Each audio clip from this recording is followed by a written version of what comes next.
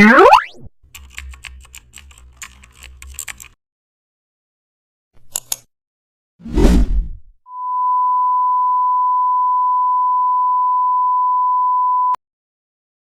back to the channel and don't forget to like, share and subscribe for more updates. Today we will making a glowing neon text like a real signboard. Start with a dark brick wall background. Write your text in a bold rounded font. Apply outer glow with bright pink or can. Now add inner glow for more depth. Then duplicate the text layer and blur slightly for a glowing aura. Now create a new layer and draw wires connecting the lighters to the wall.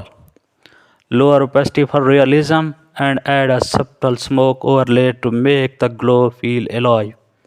In seconds, your flat text transformations into a realistic neon sign shining in the dark. Thanks for watching.